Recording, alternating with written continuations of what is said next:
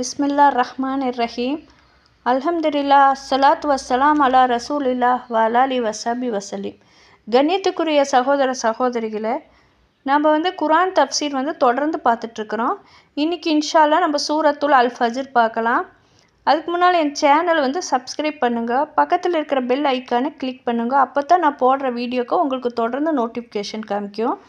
أعوذ بالله من الشيطان الرجيم. بسم الله الرحمن الرحيم.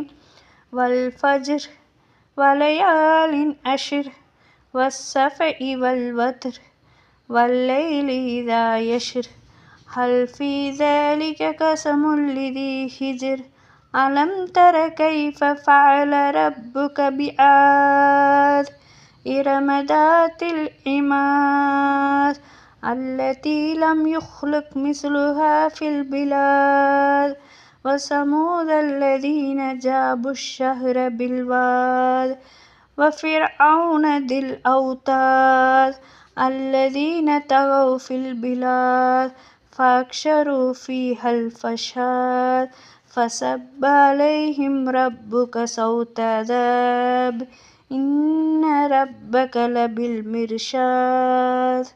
அளவிலா கருணையும் இணையிலா கிருபையுடைய அல்லாஹ்வின் திருப்பெயரால். வைகை பொருதின் மீது சத்தியமாக, மேலும் 10 இரவுகளின் மீதும் இரட்டை மற்றும் ஒற்றையின் மீதும் சென்று கொண்டிருக்கும் இரவின் மீதும் சத்தியமாக. அறிவுள்ள ஒவ்வொருக்கும் இனியும் சத்தியம் தேவையா என்ன? உயரமான தூண்களுடைய இறமை என்னும் ஆது கூட்டத்தாருடன் இறைவன் எவ்வாறு நடந்து கொண்டான் என்பதை நீங்கள் கவனிக்கவில்லையா? அவர்களைப் போடு எந்த சமுதாயமும் உலக நாடுகளில் படைக்கப்படவில்லை. மேலும் பள்ளத்தாக்கின் பாறைகளை குடைந்த சமுதாயத்தாருடன் மேலும் உலகளுடைய ஃபிரௌனும் உம்முடைய இறைவன் எவ்வாறு நடந்து கொண்டான் என்பதை நீங்கள் கவனிக்கவில்லையா? அந்த மக்களோ உலக நாடுகளில் வரம்பு மீறிய செயல்களில் ஈடுபட்டு கொண்டிருந்தார்கள். அங்கு பெரும் குழப்பத்தை விளைவித்திருந்தார்கள். இறுதி அவர்கள் மீது இறைவன் தண்டனையை சாட்டைகளை பொழிந்தான். உண்மையில் இறைவன் குறிவைத்து காத்து கொண்டிருக்கிறான். இந்த அத்தியாயம் மக்காவில் இறங்கப்பட்டது.